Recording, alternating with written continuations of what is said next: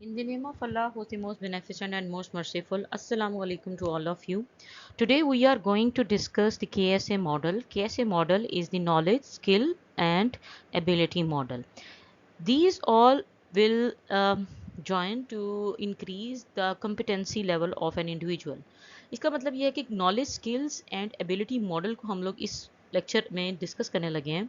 और नॉलेज क्या होता है, स्किल्स क्या होती हैं और एबिलिटीज़ क्या होती हैं, इन तीनों को मिलाकर इंसान की कम्पिटेंसी को इंक्रीज़ किया जाता है। और कम्पिटेंसी क्या होती है, जैसे लर्निंग, आपकी लर्निंग को एनहांस किया जाता है। आइए देखते हैं इसके आगे इसकी इन तीनों के अंदर डिफरेंस क्या है। नॉलेज क्या होता है? नॉलेज इज़ द थ्योरेटिकल और प्रैक्टिकल अंडरस्टैंडिंग। ऐसी चीज़ जो कि हम थ्योरेटिकली मतलब अपनी बुक्स पढ़ के प्लस हम एक प्रैक्टिकल डूइंग यानी कि हम एक कुछ काम करके एक्सपीरियंस करके हम नॉलेज गेन करते हैं। तो नॉलेज क्या चीज़ है? नॉलेज इज़ दी थ्योरेटिकल और practical understanding of a subject, किसी भी एक चीज़ का। ठीक है, अगर आप मैनेजमेंट जैसे मैनेजमेंट और मैनेजमेंट की थ्योरी को जानना और मैनेजमेंट एक्चुअली परफॉर्म करना in the at any place, तो आपका वो क्या चीज़ है? ये आपका नॉलेज है।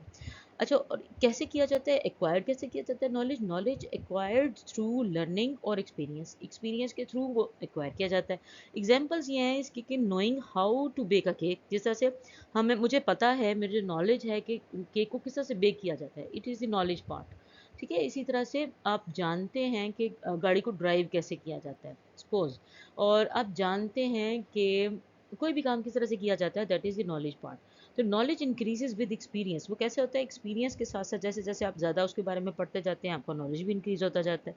जैसे आपको एग बॉयल करना है, तो आपको उसके हर तरह के स्टेप्स का वो कितने मिनट्स में होता है वो सारा आप रोज़ाना एग बॉयल करते हैं, आपका नॉलेज इंक्रीज होता जाता है उससे रिलेटेड। आपने हाफ बॉयल करना है, आप उसको फुल बॉयल करना है, किसी भी तरह से। इसी तरह से जो स्किल्स हैं, स्किल्स आर द प्रोफिशिएंसीज जो डेवलप थ्रू ट्रेनिंग और एक्सपीरियंस। आपको ट्रेनिंग और एक्सपीरियंस के थ्रू जो स्किल्स हैं वो इम्प्रूव की जाती है। जैसे स्किल्स होना, ड्राइविंग स्किल्स होना, अब वो कैसे कि जिस तरह से आप फर्स्ट ऑफ ऑल कि ये जिस तरह से स्किल्स हैं आपकी, वो स्किल्स जैसे जैसे आप उस स्किल को परफॉर्म करते जाते हो वो इंक्रीज करती जाती हैं।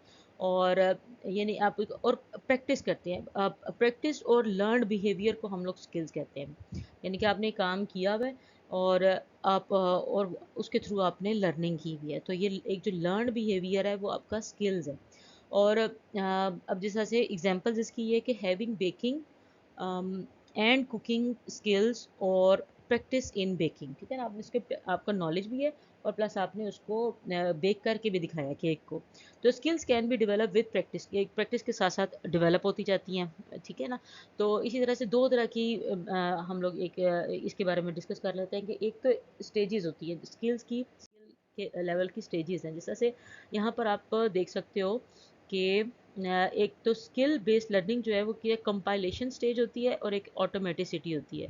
तो स्किल जो है, एक तो कंपाइलेशन स्टेज की जो मैं बात कर रही हूँ उसमें यह है कि जैसे आपने कोई स्किल बिल्कुल नई नई सीखी है तो उसको हम कंपाइलेशन स्टेज पे कहते हैं। मतलब आप उसमें जैसे आपने ड्राइविंग करना नई नई सीखी है, तो आप उसमें हर चीज़ पे ब्रेक पे ऊपर कब पाँव रखना है, मैंने रेस के ऊपर कब पाँव रखना है, क्लच के ऊपर कब पाँव रखना है और साइड पे क्या चीज़ आ रही है, आप हर चीज़ के बारे में कॉन्शियस होते हो ड्यूरिंग ड्राइविंग। तो कंपाइलेशन के जब आपकी जो स्किल है वो इतनी इम्प्रूव नहीं है, उसके अंदर इतनी मेच्योरिटी नहीं है, तो वो कंपाइलेशन स्टेज के ऊपर है। तो वो स्किल बेस्ड स्किल, ऐसी स्किल जो कि बिल्कुल इनिशियल लेवल पे है, तो उसको हम कंपाइलेशन स्टेज की स्किल कहते हैं। इसी तरह से जब वो स्किल आप प्रैक्टिस करते रहते हो, यानी ड्राइविंग जो है वो आप रेगुलर बेसिस पे आप चीज़ें करते रहते हो, तो वो उसके अंदर एक मेच्योरिटी आ जाती है, उसके अंदर ऑटोमेटिसिटी आ जाती है। जैसे अगर आप ड्राइविंग करते हो और उसके बाद उसको रोज़ाना करते हो, तो आप अक्सर देखते हो कि हर चीज़ वो खुद ब खुद हो रही होती है, ये ऑटोमेटिसिटी आ जाती है। मतलब आपको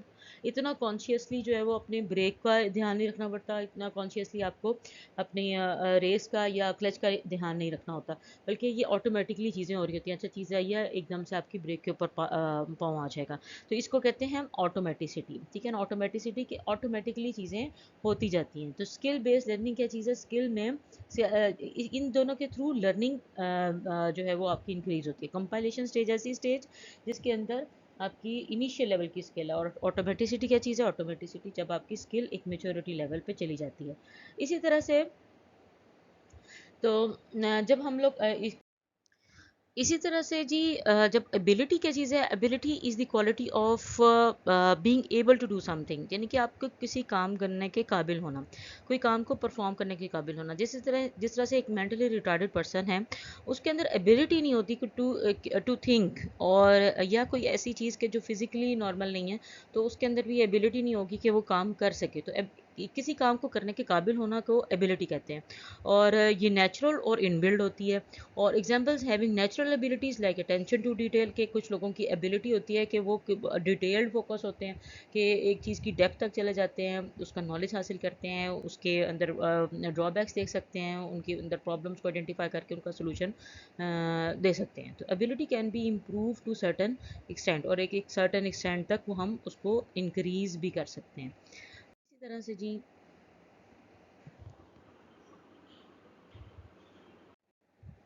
इसी तरह से जी नॉलेज जो है वो नॉलेज तीन तरह का है: डिक्लेरेटिव नॉलेज, प्रोसीजरल नॉलेज और एक स्ट्रेटेजिक नॉलेज।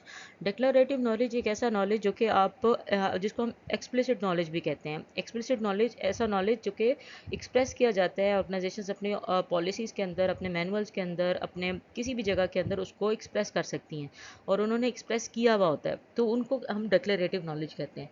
और एक है जी जिस इंसान के साथ अगर हम देखें कि किसी इंसान के साथ डिग्री अटैच है, कि उसके पास एक डिग्री है एक चीज़ को करने का कि वो डिक्लेयर कर सकता है कि ये मेरे पास एक है डिग्री है, तो उसका है डिक्लेरेटिव नॉलेज। इसी तरह से प्रोसीजरल नॉलेज है। प्रोसीजरल नॉलेज जो है वो एक ऐसा नॉलेज के जो कि एक प्रोसीजर के थ्रू आप लर्न करते हैं। ठीक है, मतलब एक एक आप प्रोसेस में गए और उस प्रोसीजर के थ्रू आपने लर्न किया कि क्या क्या चीज़ें थी। जैसे आप एक क्लास ज्वाइन करते हैं और उसके अंदर फिर आप कुछ कुछ प्रोसीजर्स को अपनाते हुए, चैप्टर 1 2 3 4 उन चीज़ों को अपनाते हुए आप उस कोर्स को अंडरस्टैंड करते हैं। तो ये क्या है, प्रोसीजरल नॉलेज। और एक है स्ट्रेटेजिक लेवल का नॉलेज, ऐसा नॉलेज जिसके अंदर आप एनालिसिस कर सकते हैं, आपके अंदर कॉन्सेप्चुअल स्किल्स को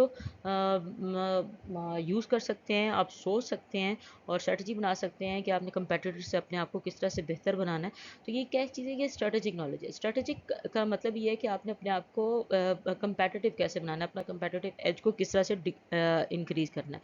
इसी तरह से जो लर्निंग है किसी भी इंसान की, वो आपका एक आपके एटीट्यूड के ऊपर भी डिपेंड करती है। जो एटीट्यूडल लर्निंग है, जिस तरह से आपकी किसी चीज़ के साथ बहुत ज़्यादा इमोशनल अटैचमेंट है, तो उसके जब वो चीज़ आप लर्न करोगे तो आप उसके साथ आपकी फीलिंग्स होंगी, उसके साथ इमोशंस अटैच होंगे। जैसे अगर आप इस्लामिक स्टडीज़ को पढ़ते हो, या आप आपकी एक रिलीजन के साथ आपकी एक बड़ी अच्छी है, तो आप उसको पढ़ते हुए भी एक आपके अंदर जो लर्न करते हुए भी आपको अच्छा महसूस होगा, तो आप ज़्यादा अच्छा लर्न करोगे। तो जो चीज़ आपको पसंद होती है, जिसके साथ आप की फीलिंग्स अटैच होती हैं, तो उसके वो आपको लर्न करने में भी आसानी होती है।